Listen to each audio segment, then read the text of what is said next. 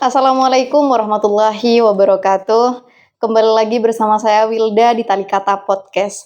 Alhamdulillahirrabbilalamin wabihi nasta'in wa ala umuri dunya waddin wassalatu wassalamu ala asrofil mursalin sayyidina wa habibina wa syafi'ina wa maulana Muhammad amma ba'du.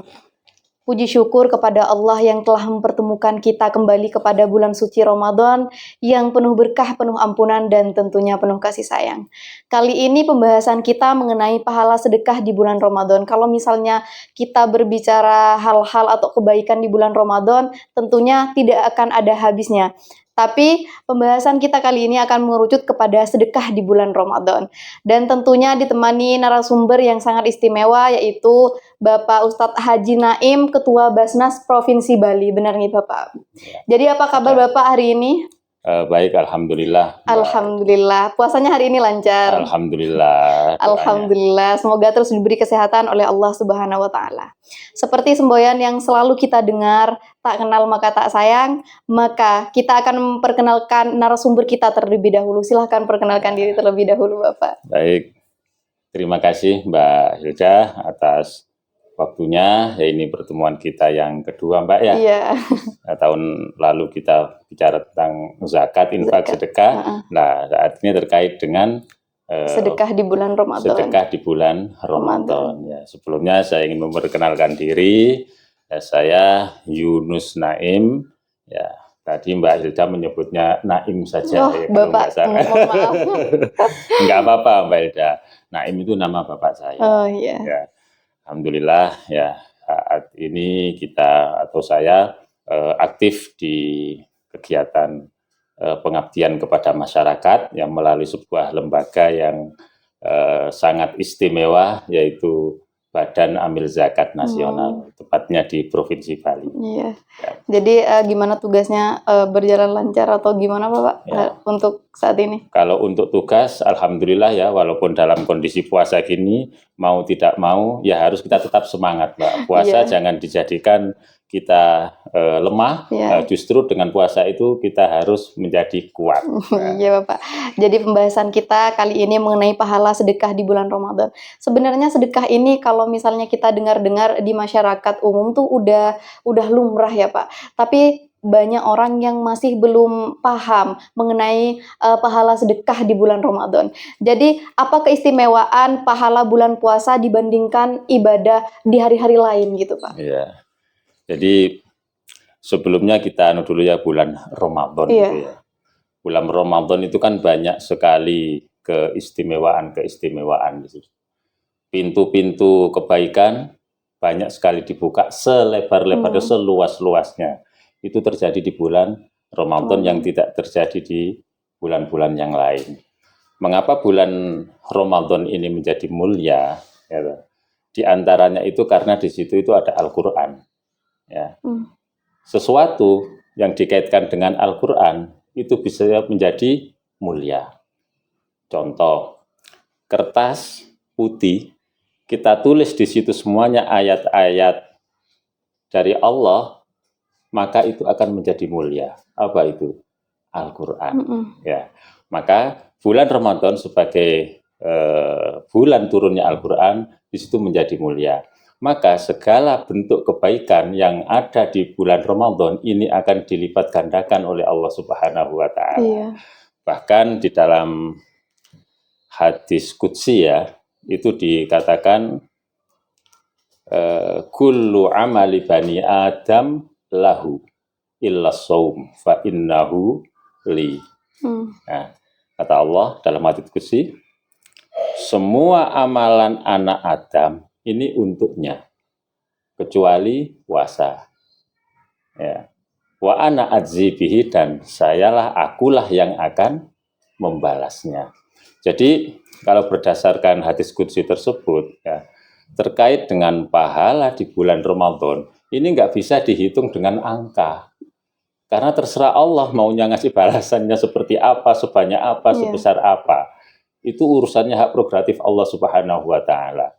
Ya, karena puasa, apalagi kalau kita betul-betul memaknai bahwa puasa itu dengan sebenar-benarnya, ya puasa zahir maupun puasa batin, ya ini yang pahala atau nilainya itu sangat tinggi di mata Allah Subhanahu wa taala. Karena kita akan tahu bahwa puasa itu tingkat-tingkatan itu. Ada yang tingkatan biasa, ya, kemudian ada yang tingkatnya sedikit lebih baik, ada juga yang khusus. Itu ya. Nah, ini yang akan menentukan besarnya pahala pada bulan Ramadan tersebut. Jadi pahala di bulan Ramadan ini langsung diberikan oleh Allah Subhanahu wa taala kepada kita ya Bapak ya. Jadi benar-benar bulan yang penuh berkah, penuh ampunan ya Pak. Betul nah, sekali. Ini perbedaan antara sedekah yang dilakukan secara sembunyi-sembunyi atau secara terang-terangan di bulan Ramadan. Perbedaannya bagaimana, tentang mungkin pahalanya lebih banyak yang sembunyi-sembunyi mungkin, atau bagaimana Pak? Ya. Terkait amalan-amalan kebaikan di bulan Ramadan, dalam konteks ini misalkan sedekah gitu misalkan ya, itu dua-duanya itu baik. Tetapi mana kira-kira yang lebih disukai oleh Allah Subhanahu wa taala? Ya, itu semuanya itu kembali kepada niatnya. Misalkan kalau kita sedekah dengan terang-terangan, ya toh, ini bagus. Ya. Dengan niat misalkan untuk bisa menjadi inspirasi bagi orang lain agar turut bersedekah juga atau berzakat juga.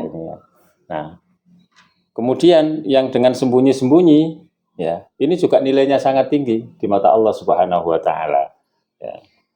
Di dalam Al-Qur'annya itu kan juga sudah dijelaskan itu kan ya, bagaimana itu di dalam ayat intu bedus sodakoti fani'immahi wa intukhfuha fahuwa khairul lakum wa intukhfuha fahuwa khairul lakum. Kurang lebihnya seperti itu ya. Mungkin ada kalimat yang terpotong sedikit gitu ya. Tapi dalam konteksnya itu bahwa sedekah di bulan Ramadan ataupun selain bulan Ramadan dalam keadaan terang-terangan ya atau maupun sembunyi-sembunyi ini sama-sama mempunyai nilai kebaikan dan berpahala. Hanya saja ketika itu sembunyi-sembunyi, ini nilainya juga lebih tinggi di mata Allah Subhanahu wa taala karena ini menghindari rasa riya. Kecuali dengan terang-terangan ada niat-niat yang baik. Itu tadi. Bahkan sedekah yang sembunyi-sembunyi itu bisa meredam amarah Tuhan. Ya. Sedekah yang sembunyi-sembunyi itu. Shadaqatus sirri tudfi'u ghadabar rabbi. Jadi itu kata Nabi. Diriwayatkan oleh Imam Tabrani ya kalau tidak salah itu ya. Jadi sodako dalam keadaan sembunyi-sembunyi itu bisa meredam amarah Tuhan. Nah, kalau kita lihat saat ini banyak kejadian-kejadian atau bencana-bencana, ya kita bisa introspeksi diri. Ya, mungkin dari kita ya kurang, dalam tanda kutip ya, kurang mengeluarkan hak orang lain yang seharusnya kita berikan. Iya, benar. Nah, bisa jadi seperti itu. Nah, oleh karena itulah maka dalam bulan Ramadan ini maka perlu juga untuk memperbanyak sedekah, baik itu secara terang-terangan maupun secara sembunyi-sembunyi. Ada saatnya kapan harus terang-terangan, kapan harus sembunyi-sembunyi. Ini ada satu ungkapan juga, Pak. Tapi ini soalnya kepada manusia sebetulnya. Wa anzilin nasa manazilahum, kata Nabi gitu. Posisikanlah manusia itu pada tempatnya. Nah, kalau kita tarik ke hal yang lain, misalkan satu masalah, contohnya sedekah ini tadi ya, maka letakkanlah sedekah itu pada posisinya. Antara sembunyi-sembunyi atau terang-terangan. Kapan saatnya harus terang-terangan, kapan saatnya harus kita sendiri yang tahu. Iya, benar. Nah, gitu. Iya. Jadi di era digital seperti saat ini, Pak, misalnya kan sekarang udah lumrah ya kita nge-give di TikTok gitu ya. Itu apa dinamakan sedekah, Pak? Kalau misalnya ngasih-ngasih lewat give gitu kan itu juga berbentuk nominal ya. Iya. Jadi sedekah itu kan sebagaimana dalam podcast yang sebelumnya itu kan, itu kan tidak hanya terbatas pada materi harta, tapi lebih luas. Bahkan senyuman kita pun sedekah. Termasuk jari-jari kita ini apabila kita gunakan untuk hal-hal yang kebaikan, misalkan share sesuatu yang bermanfaat, dan itu nanti yang menerima share-sharean itu tadi melakukan kebaikan apa yang jadi itu. Nah, ini kan berdampak pada dirinya.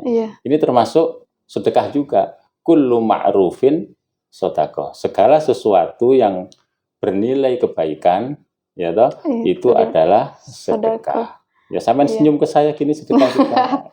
Jadi saya mau senyum terus nih biar makan sedekah, banyak sedekah saya jadinya.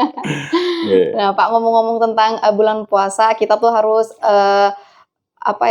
kita harus mempersiapkan diri untuk keesokan harinya, yaitu dengan berbuka puasa ya Pak tentunya. Nah, di sini kita punya madu talita Pak. Ya, punya madu talita untuk menambah stamina kita untuk puasa keesokan harinya. Mungkin kita bisa fit badan kita ya, dan bisa menemani hari-hari kita di saat bulan puasa. Jadi jangan lupa minum ya madu talita. Oke. Nah, jadi bagaimana sedekah dapat menjadi sarana menghapus dosa dan menolak bala, khususnya itu dalam konteks bulan suci Ramadan ini, Pak? Ya. Jadi kita perlu menyadari juga bahwa kita itu banyak melakukan pelanggaran-pelanggaran, kesalahan-kesalahan, baik yang disengaja maupun tidak. Kekurangan-kekurangan kita itu banyak sekali. Maka untuk meminimalisir atau menambeli kekurangan-kekurangan itu, maka perbanyaklah berbuat kebaikan. Di antaranya itu adalah melalui sedekah. Ya. Di bulan Ramadan, sedekah atau segala bentuk kebaikan itu sangat dianjurkan. Tetapi jangan lupa juga yang wajib juga ditunaikan. Apa itu? Zakatnya. Jangan kemudian kita semangat bersedekahnya, zakatnya malah nggak dihitung, malah lupa, itu kan ya. Banyak hal yang terjadi seperti ini. Dan mumpung ya di bulan Ramadan, nggak bisa dihitung itu. Mungkin ada yang kelewat-kelewat kemarin atau lupa, itu kan. Apalagi di momentum Ramadan ini, pahalanya dan nilai kebermanfaatannya itu akan sangat tinggi sekali, sangat besar sekali, gitu. Maka jangan sampai melupakan yang wajib dengan mengutamakan yang sunnah. Dihitung dulu zakatnya, baru setelah itu kita perbanyak sedekah. Iya. Jadi kita tuh nggak boleh mengesampingkan kewajiban ya Pak. Betul. Karena mungkin sedekah ini udah umum kan di masyarakat. Jadi orang-orang tuh banyak lupa sama kewajibannya. Betul. Nah, di bulan Ramadan ini setiap kebaikan akan dilipat gandakan pahalanya oleh Allah Subhanahu wa taala. Jadi jangan sampai menyia-nyiakan kesempatan yang sudah Allah berikan kepada kita ya Pak. Betul, nah, jadi bagaimana cara menumbuhkan budaya sedekah di keluarga atau lingkungan sekitar, Pak? Ya. Jadi memang sedekah, berbuat baik kepada orang lain, dalam hal ini adalah berbagi, kata kuncinya ya, berbagi ya. Ini perlu latihan. Ya, kadang itu orang berbagi itu susah loh. Berat gitu. Iya benar. Ya, takut rugi aja, Pak. Ya, takut rugi, hitung-hitungan gitu loh ya. Padahal Allah ke kita itu udah hitung-hitungan. Ya toh, kitanya sendiri yang hitung. Nah, memang harus dilatih itu sejak dini. Dari mana ya? Dari lingkungan keluarga paling dekat. Nah, bagaimana caranya kita melatih anak-anak kita supaya berbagi, mempunyai kepedulian, empati. Ya, pertama orang tua ini harus menjadi contoh dalam hal berbagi itu. Misalkan ada orang minta-minta datang ke rumah kita tahu nih ada orang minta-minta. Nah, anak kita ada di situ, ya toh. Iya. Biar anak lah yang memberikan ke mereka. Iya. Jadi uang dari kita kasihkan ke anak ngasihkan ke orang yang meminta-minta tadi itu. Ini secara nggak langsung, apabila itu rutin dilakukan, ini akan menumbuhkan sifat kepedulian. Iya. Ya, sudah terlatih sejak dini. Sehingga kalaupun kita tidak tahu ketika di luar itu ada orang minta-minta, si anak tadi ini bisa bilang ke orang tuanya, ya Bu, itu di luar ada orang minta ya. Ada uang 10.000 atau 2.000 Iya. atau minta berapa gitu. Pasti itu dia apa namanya? Akan Akan tertanam tertanam dalam kebiasaan tersebut. Begitu juga ketika misalkan anak itu kita ajak keluar, lihat orang-orang di sekitarnya itu dalam tanda kutip itu perlu dikasihani, akan muncul dalam diri anak itu. Kasihan anak itu ya punya uang nggak kasih uang itu, akan timbul seperti itu. Bila sudah tertanam dalam. Nah, ini yang di lingkungan keluarga. Nah, kemudian di masyarakat, maka itu sedekah ya atau berbagi itu banyak ya. Seperti sedekah sendiri itu bentuk materi misalkan, ataupun zakat ya toh. Nah, ini juga perlu diberikan kepada masyarakat yang luas gitu. Makanya mengapa di sini tuh ada lembaga-lembaga yang mengelola zakat, infak, sedekah seperti Basnas gitu misalkan ya, itu karena agar mempunyai dampak sosial yang lebih luas itu. Kalau hanya diberikan kepada perseorangan, manfaatnya berhenti di situ. Iya benar. Ya, tetapi kalau dikelola oleh lembaga, manfaatnya akan luas dan lebih berdampak.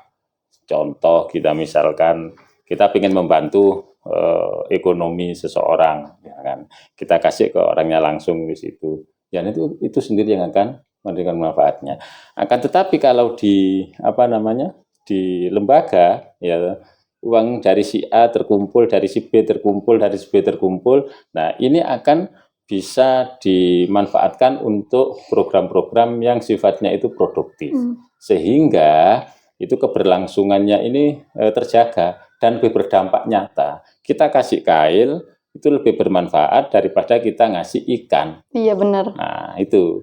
Maka kalau di Basnas Bali sendiri Mbak ya, saat ini itu yang diusung itu Ramadan berdaya. Ya, supaya kuat kita itu Mbak ya. Mustahik kita ini juga kuat karena kita itu di pemberdayaan. Ya yang sifatnya itu lebih kepada produktif. Berarti nanti kalau misalnya mau sedekah langsung aja ke Basnas bakal mengelola semua itu ya Pak ya. Allah gitu. Iya, jadi jangan lupa nanti yang mau sedekah biar nggak ribet-ribet langsung aja ke Basnas ya. Insya Allah kan kalau misalnya kita ke orang ini kan takutnya salah sasaran kan banyak ya Pak yang kayak gitu ya. Dan saya kasih contoh, mohon maaf potong Mbak. Saya kasih contoh gini. Mengapa kita ini juga harus tepat sasaran? Program-program yang ada itu kan disiapkan untuk mustahik. Dan yang lupa mustahik itu ada kategorinya itu yang konsumtif, ada yang kategorinya itu produktif. Nah, program pemberdayaan ini kita kasihkan kepada orang-orang yang atau mustahik yang produktif. Tadi itu yang misalkan punya usaha kecil ya toh perlu peningkatan kualitasnya ya. Nah, ini bisa yang kita adukan di situ. Ini berbeda dalam bentuk pemodalan ya. Ini dalam bentuk pemodalan itu bisa kita lakukan ke situ. Ini berbeda dengan yang sifatnya konsumtif. Kalau kita kasih modal, malah nggak jadi barang nanti itu, malah habis. Iya benar. Ya toh. Maka yang konsumtif itu cocoknya ya dikasih paket sembako. Itu. Untuk contoh gampangannya gini, saya tidak tahu ya, mohon maaf ini Mbak Hilda ini termasuk mustahik atau bukan. Iya, contoh ini saja contoh saja kan ya, contoh saja ini. Mbak Hilda sudah mempunyai usaha. Kemudian untuk peningkatan kualitasnya perlu support pemodalan. Padahal kalau untuk kebutuhan makan kan sudah cukup. Sudah cukup. Ya toh, sudah cukup. Tapi untuk mengembangkan usahanya nggak bisa.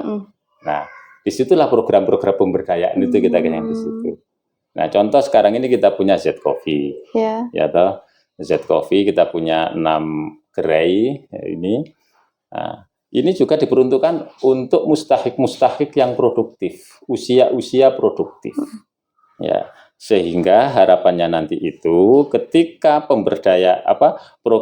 bantuan itu kita berikan bisa dikelola dengan baik dan pada akhirnya dia juga bisa berzakat atau bersedekah. Itu harapannya itu seperti itu. Maka disinilah perlunya kita itu bersikap adil dan proporsional, sekaligus juga tepat sasaran Iya. di situ. Jadi enggak asal bantuan itu misalkan modalan kita berikan kepada orang yang masih dalam tanda kutip belum Membutuhkan banget ya Pak ya.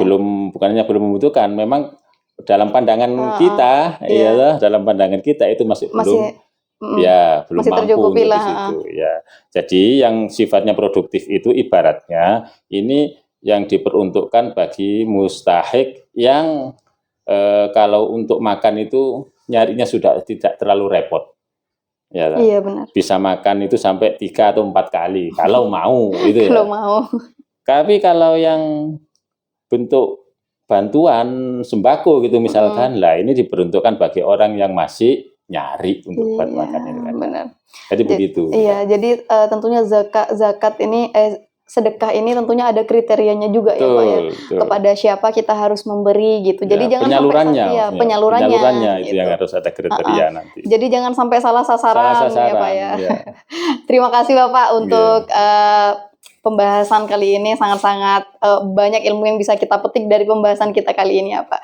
Mungkin ada closing statement untuk para pemirsa yang mendengarkan. Baik.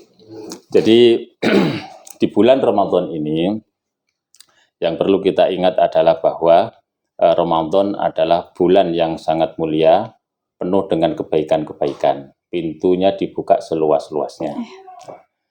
Kemudian oleh karena itu maka mari kita tidak menyia-nyiakan bulan yang sangat mulia ini. Ya. Zakat mari kita tunaikan. Yang belum zakat atau yang mungkin masih menghitung-hitung, ya jangan ragu-ragu. Ya, untuk berzakat, memberikan hak orang lain yang memang harusnya kita berikan kepada yang berhak itu.